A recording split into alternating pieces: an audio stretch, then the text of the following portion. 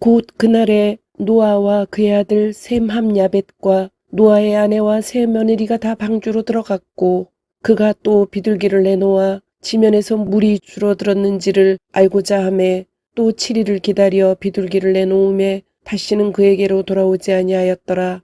모세의 법대로 정결 예식의 날이 참에 아기를 데리고 예루살렘에 올라가니, 이는 주의 율법에 쓴 바 첫 해에 처음 난 남자마다 주의 거룩한 자라 하리라 한 대로 아기를 주께 드리고, 또 주의 율법에 말씀하신 대로 산비둘기 한 쌍이나 혹은 어린 집비둘기 둘로 제사하려 함이러라. 백성이 다 세례를 받을새 예수도 세례를 받으시고 기도하실 때에 하늘이 열리며 성령이 비둘기 같은 형체로 그의 위에 강림하시더니, 하늘로부터 소리가 나기를 너는 내 사랑하는 아들이라 내가 너를 기뻐하노라 하시니라. 또 너희가 열심으로 선을 행하면 누가 너희를 해하리요. 선을 행함으로 고난받는 것이 하나님의 뜻일진데 악을 행함으로 고난받는 것보다 나으니라. 방주에서 물로 말미암아 구원을 얻은 자가 몇 명뿐이니 겨우 8명이라. 물은 예수 그리스도께서 부활하심으로 말미암아 이제 너희를 구원하는 편이 곧 세례라. 이는 육체의 더러운 것을 제하여 버림이 아니요 하나님을 향한 선한 양심의 강군이라. 그는 하늘에 오르사 하나님 우편에 계시니 천사들과 권세들과 능력들이 그에게 복종하느니라. 아멘. 예수 전도인이란 시리즈로 예수, 성령, 성경, 사람의 순서로 말씀을 살피는 중입니다. 오늘 성령편에서는 두 가지를 보려고 합니다. 첫째로 복음 전파가 왜 부담과 의무가 되었는지 그 원인을 분석하고요. 두 번째로서는 이어서 성령이 성경과 언약을 성취하신 예수를 통해서 복음 전파를 어떻게 수행하는지 보면서 용기를 얻고자 합니다. 첫 번째, 원인 분석입니다. 전도가 부담스러운 과제와 힘을 잃게 된 것은 전도를 기능과 숫자로만 보았기 때문입니다. 복음 전파의 핵심은 아버지 하나님이 어둠에 있던 우리를 불러내어 아들 예수의 빛에 들어가게 하신 기이하고 아름다운 아버지 하나님의 덕, 그것을 선포하는 것, 내가 혜택을 받았으니까요. 그것을 알리는 것, 그것이 전도의 핵심이자 전도의 목표가 됩니다. 복음인 이 예수를 고착된 도식이나 공식화된 해설의 통조림에 넣고 앵무새처럼 외워서 전하는 택배기사처럼 취급을 하면은 복음도 전파도 힘을 잃게 됩니다. 또 복음 전파를 사람, 건물, 돈, 행사 등 가시적인 수량과 업적으로만 한정해서 목표로 잡으면은 사람을 살리는 방주가 되어야 할 교회에 구멍이 나고 세속의 가치가 어느새 들어와서 조난되어 빙빙 도는 난파선이 됩니다.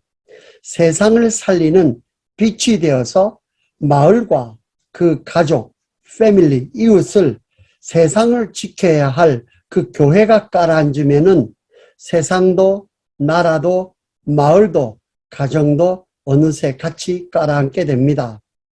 전도에는 사람의 수고와 노력이 들어가도 전도는 성령이 주장하는 역사입니다.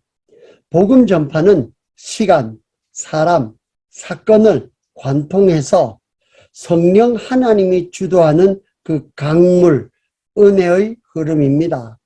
물 들어올 때에 노를 젓는 것은 맞지만은 먼저 물이 있어야 배도 노도 필요합니다. 크고 좋은 배 같은 프로그램이 있어도 또 이것을 그 노를 젓는 기술이 탁월한 일꾼들이 교회 안에 넘쳐도 성령의 강, 은혜가 없이는 배에 사람이 그득해도 이 배는 예수로 나가는 방향으로는, 구원의 방향으로는 꿈쩍도 하지를 못합니다. 저는 노아 시대에 그 사용했던 그 오가는 배들이 방주만 있었다고 전혀 생각이 들지가 않습니다. 그래도 홍수를 통과한 배는 하나님의 언약 말씀에 맞추어서 순종으로 지어진 그 특별히 역청을 발랐지요. 그 상자같이 생긴 방주뿐이었다고 성경은 알립니다. 이 언약의 상자, 그 방주는 해방된 이스라엘 백성이 광야, 그 사막의 그 바다, 그 모래를 지날 때에는 언약궤 상자가 되어서 앞서 행진했고, 언약궤의 완성으로 오신 예수는 세상 죄를 지고 가는 어린 양이 되어서 유월절 한가위 날 십자가에서 대속의 죽음으로 지성소 안에 있는 언약궤, 언약상자 위에 있는 그 시운소가 있습니다. 이 하나님께서 만나시는 것은 언약궤에서 만나는 것이 아니라 언약궤가 있으면은 거기에 그 멀시 그 플레이트, 속죄판이 있고 거기에 피가 뿌려지고 거기에 그룹들로 하나로 쳐서 만든 그룹이 있고 그 위에 속죄소가 있는 멀시 시시라고 말하는 그 자리에서 주님이 만나시겠다 했습니다.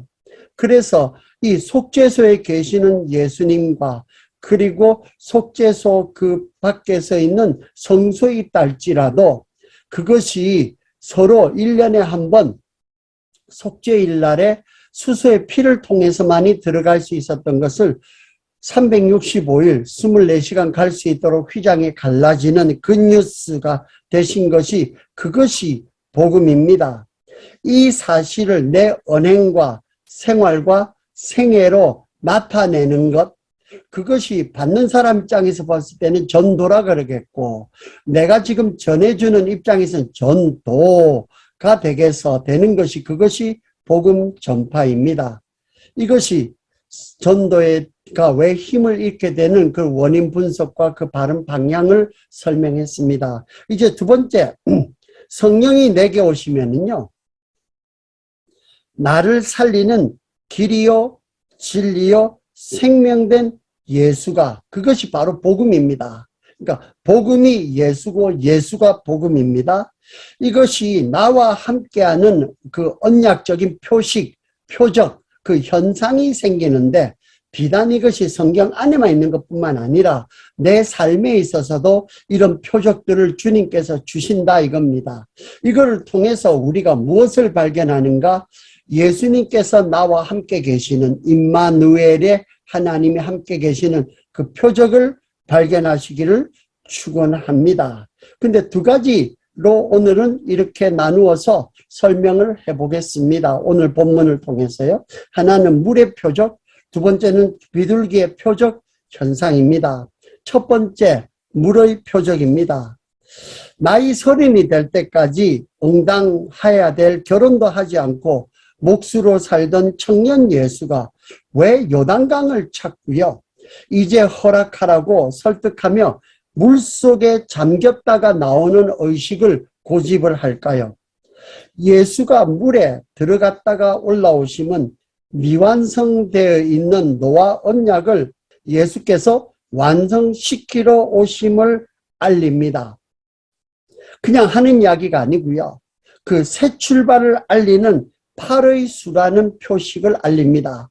그러니까 우리의 삶에 있어서 뭔가 하나님께서 새 출발 시켜줄 때에 영적으로요. 줄 때에 그것이 단순히 어쩌다가 생긴 것이 아니고 하나님께서 이런 노아 언약에서 아브라함 언약에서 모세 언약에서 그리고 예수의 언약으로 주신 이 놀라운 역사가 지금 나에게 오고 있다. 이것을 보셔야 됩니다. 홍수 후에 방주를 나온 노아의 식구를 8명이라고 성경은 뚜렷이 구별해서 8이라는 숫자를 돋보입니다. 이렇게 새 세상을 여신 하나님은 아브라함 언약을 통해서 새롭게 전기를 마련해 줄 때에 8일째 되는 날 할례를 남자아이에게 하라고 할례를 시행하고 예수는 아브라함 언약으로 주시는 그 할례를 그것을 완성하기 위해서 8일째 되는 날에 정결 예식을 받게 하셨습니다. 이래서 8로 시작해서 8로 예수가 그것을 완결하시고 난 다음에 이것을 그 다음 8로 펼치신 것이 오순절 성령 강림하시는 날 772 49 해서 49일째 되는 7일째 아닙니까? 7번 강조해서 그것이 그 다음날 8일째 되는 날, 그날이 50일째 되는 날에 성령께서 오셔서 교회를 시작하게 하셨습니다. 그래서 구약과 가정의 그 언약에 주신 팔, 예수께서 오셔서 완성하신 팔, 신약과 교회의 새 언약으로 주신 팔의 그 역사의 끝에 지금 내가 지금 있다는 겁니다. 그러니까 오늘날 내가 지금 이런 역사를 이렇게 하나님께서 새 역사를 주시고 하시는 것은 마치 계시록에서는 이것을 8, 8, 8, 38, 24 해서 24장로라고도 표현을 했던 것처럼 그 역사의 끝에 내가 주목의 대상이 되어 있다는 말입니다. 어느 날 우연히 어쩌다가 한번 생긴 것이 아니라 이렇게 여러분과 저가 체험한 성령의 그 은혜는 물방울, 빗방울처럼 나에게는 그런 방울처럼 경험이 된다 할지라도 이런 파편적으로 어쩌다가 생긴 것이 아니라 영원 전부터 영원 후를 절대 주권으로 예정하신 아버지 되신 하나님의 그 계획을 성령 하나님께서 은혜로 시행하시되 아들 되신 예수의 공로를 힘입어 하시는 역사라는 것, 불변의 역사라는 것, 나는 이 정도로 투자된 인생의 계획 가운데 있다는 것, 나는 이미 성공한 인생이라는 것, 이것을 믿으시기를 바랍니다. 두 번째 또 다른 물의 표적은 세례입니다. 베드로 사도는 물의 세례를 물은 예수 그리스도께서 부활하심으로 말미암아 이제 너희를 구원하는 편이 곧 세례라라고 풀어줍니다. 예수께서는 우리를 대신한 순종, 대속을 통해서 공로를 우리에게 옷을 입듯이 덧 입혀주셨습니다. 이렇게 죄를 감당하는 순종을 소극적인 순종, 대속의 십자가의 핏공로를 우리에게 주신 그 순종입니다. 이것을 통해서 형벌과 저주를 해결해 주신 예수는 이것으로 그치지 않고요. 우리에게 필요한 의의 문제를 그 생명의 문제가 해결되면 생활의 문제가 되어야 되지 않겠습니까? 그 의의 문제를 우시를 대신한 적극적인 순종, 대행으로 부활의 능력과 신분을 체험케 하였습니다. 예수님께서 우리에게 있어서 홍해를 통해서 구원을 해주셨다는 것은 이것을 애굽의 문제를 해결해 주셨으면 그 다음에 광야로 우리를 버리시지 않으셨습니다.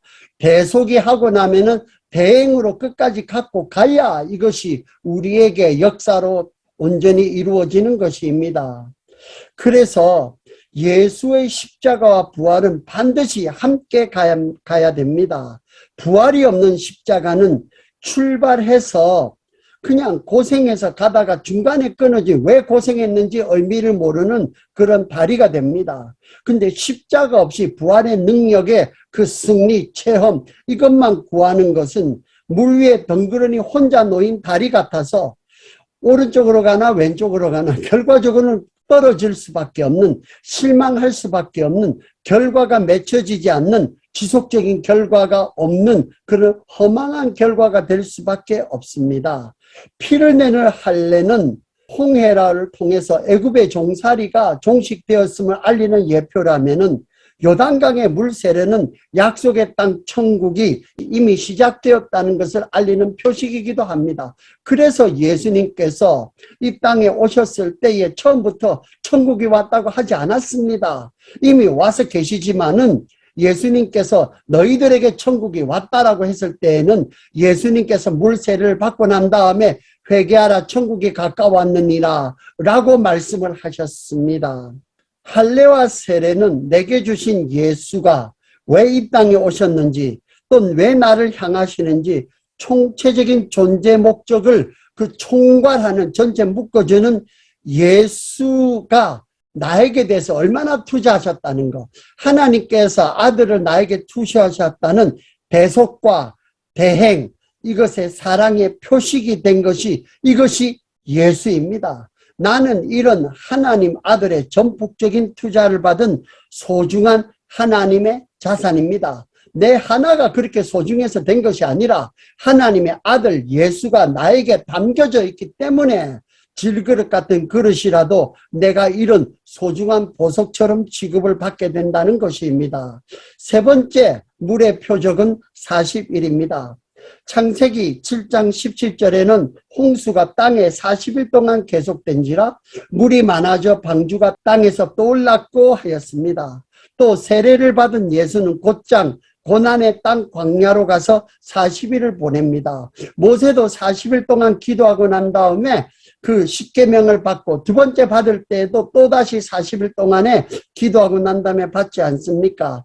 40이라는 것은 무엇을 지금 성경께서 쓰시는가 하면은 마치 칠수가 하나님의 창조적인 역사를 나타내는 하나님의 역사의 그 숫자를 나타내는 그런 사인이라 그러면은 팔수라는 것은 하나님께서 새로운 역사를 시작하신다는 표식으로 하나님께서 이것을 쓰십니다. 이것을 너무 수학적으로 그냥 대입하듯이 공식적으로 쓰면 안 됩니다. 그 전체 말씀과 배경을 놓고 거기에 대해서 언약의 가운데서 보고 난 다음에 우리 삶에 적용하는 것이지 이것을 수학적으로 도식적으로 대입을 하듯이 공식으로 만들면 또 이상한 계산법이 나오게 됩니다.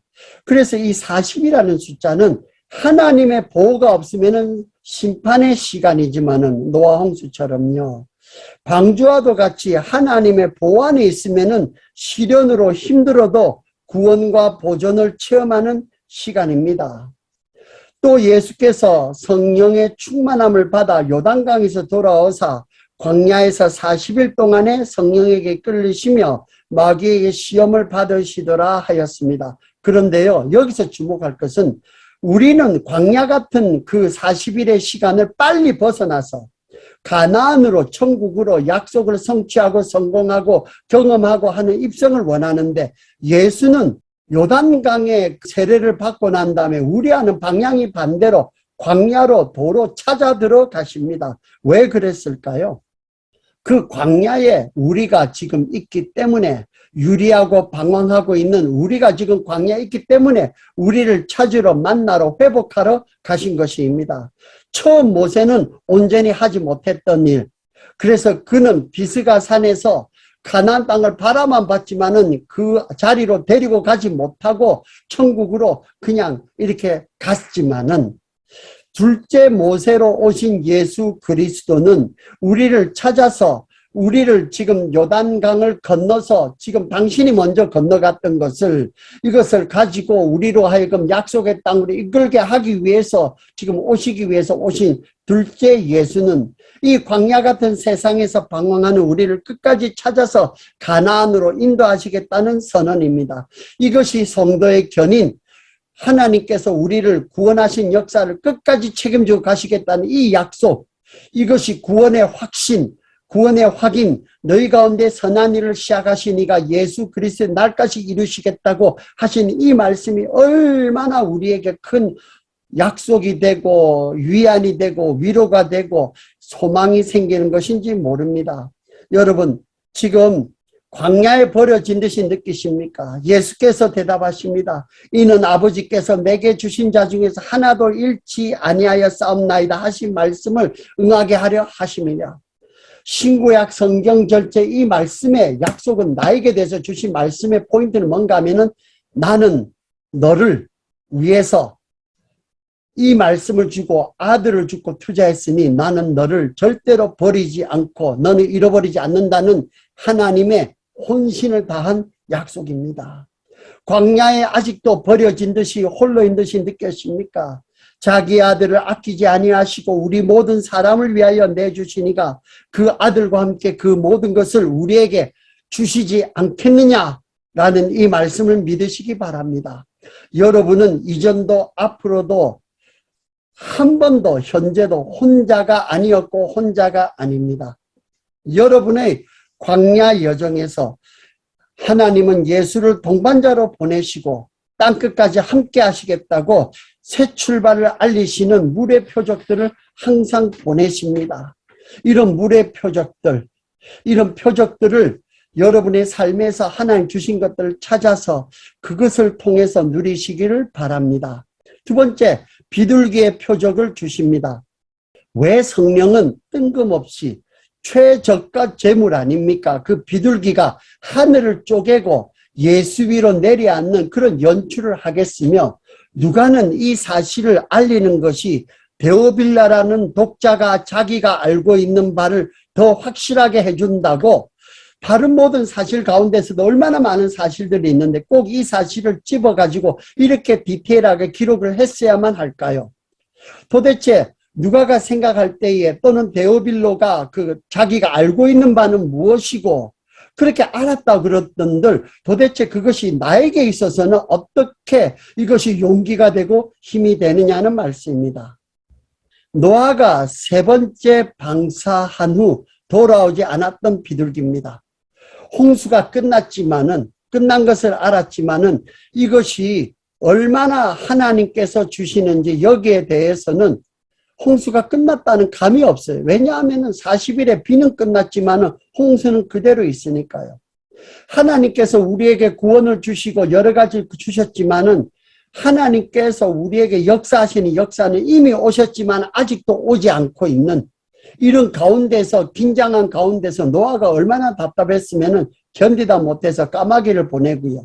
그리고 난 다음에 비둘기를 견디다 못해서 또 한 번 보내니까 비둘기가 왔다가 그냥 돌아오고, 두 번째 비둘기를 보내니까 그 비둘기가 감람나무 잎사귀를 물고 들어옵니다. 우리가 보면은 이렇게 면류관을 주고 이렇게 할 때 잎사귀를 비둘기 있는 것이 그 두 번째입니다. 두 번째. 조그만 소망입니다. 그렇지만은 세 번째 비둘기는 보내주었는데 그 비둘기가 돌아오질 않아요. 그런데 이 비둘기가 어디에 갔을까요? 어디로 갔느냐 저도 잘 모릅니다. 그렇지만 이 언약의 스토리 안에서는 예수님께서 지금 이렇게 물리로 올라오실 때에 성령께서 지금 하필이면은 이 비둘기의 형체로 성령께서 그 모양으로 내려온 것은 홍수의 심판을 알려준 그 비둘기가, 노아가 보냈던 그 비둘기가, 돌아오지 않았던 그 비둘기가 지금 예수 위로 성령께서 지금 내려오고 계신다는 것을 보여주고 계십니다. 이것은 무슨 말입니까?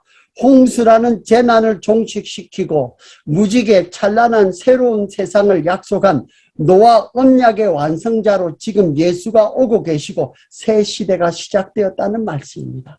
지금 여러분과 저의 삶 가운데서 정말로 요나가 고기 뱃속에 있듯이 답답하고요, 냄새나고요, 불편하고 이름에도 불구하고요, 그 비둘기가 우리에게 주는 것은 감람나무 잎사귀 하나라도 볼 때에 하나님의 심판과 재난은 이미 끝났다. 그런데 지금 있는 것은 언젠가는 물이 가라앉아서 내려앉아서 이 새로운 세계가 될 것이라는, 예수께서 지금 오고 계셔서 하나님의 나라가 계시지만은 이 하나님의 나라가 지금 already not yet이라고 합니다. 이미 오셨지만은 아직 오고 계시는 이 나라 가운데서 우리는 지금 있지만은, 여기에 대해서 하나님께서는 지금 비둘기로 보내주는 그런 은혜의 역사, 이런 것을 보내주면서 용기를 잃지 마라, 조금만 견뎌라라고 말씀하십니다. 오늘 우리에게 비둘기 같은 표적은 어떻게 다가올까요? 생명과 생계와 생활을 공급하시는 비둘기의 역사입니다. 그 공급의 체험입니다.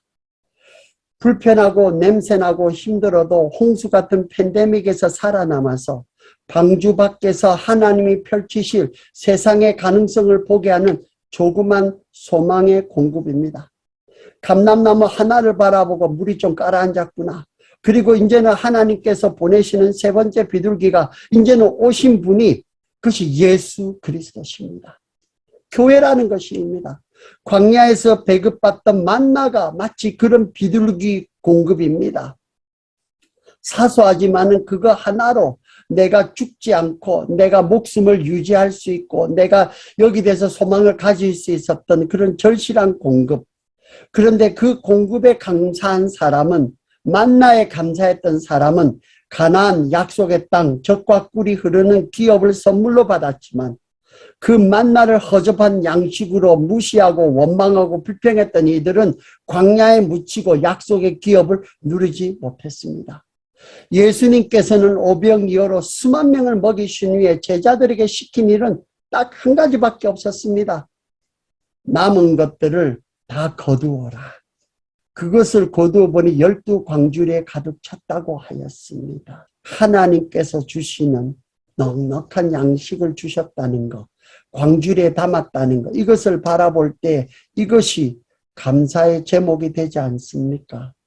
이것이 비둘기의 역사를 하나님께서 우리에게 주신 것입니다.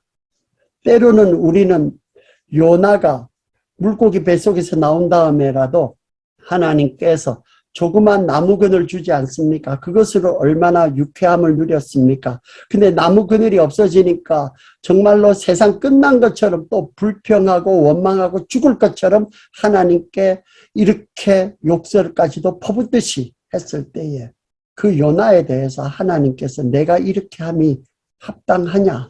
내가 이렇게 함이 이 성에는 좌우 분별을 하지 못하는 사람만 하더라도 12만 명이고 육축도 가득한데 너는 너에게 있어서 이 자그마한 불편 때문에 이렇게 죽을 듯이 이렇게 긍휼 없이 사는 것이 마땅하냐라고 하나님의 본면 말씀이 있습니다. 긍휼은 심판을 이기고 자랑한다는 이 말씀이 이런 것입니다. 은혜에는 큰 은혜와 작은 은혜가 따로 있는 것이 아닙니다.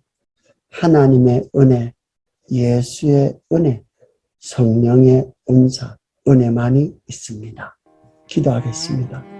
주님 은혜 감사합니다. 주님, 저희들에게 이렇게 복음의 전파에 놀라운 성령의 은사를 물의 표적으로 8숫자의 표식으로 할례의 표식으로 세례의 표식으로 광야의 40일의 표식으로 예수의 표식으로 물샐 틈 없이 주시고 아버지 하나님께서 비둘기 같은 성령의 기름 부으시고 아버지 하나님께서 우리는 수송아지를 바치면 대단하게 큰 거 바친 것처럼 보이는데 주님께서는 당신을 바치실 때에 아버지 하나님께서는 요셉과 마리아는 그것을 할 만한 능력이 없어서 비둘기 한 마리 바칠 때라도 주님은 그것을 받으셨습니다. 우리 삶에 주님께서 주신 비둘기 한 쌍 같은 조그마한 성령의 만나 같은 매일매일의 은혜들을 소홀히 여기지 말게 하시고 조심스럽게 감사의 제목으로 바꾸게 하시고 12광주리에 가득 채워서 아버지 하나님께 주시는 삶의 자리마다 그 양식을 나도 먹고 주변도 나눠줄 수 있도록 축복하여 주시옵소서. 이제는 우리 주 예수 그리스도의 놀라우신 은혜와 하늘아버지의 극진하신 사랑하심으로 성령님의 감화감동 충만 교통케 하시는 놀라운 역사가 이제 전도인의 사명을 가지고 매일매일 겸허히 성령의 기름 부으심 받고 살아가는 주의 백성들 머리머리 위에와 그들의 생애와 가족과 이웃 위에 교회 위에 오늘 하루 왼종일 이번 주간 내내 그들의 남은 평생 뭉도록 함께 있을지어다. 아멘.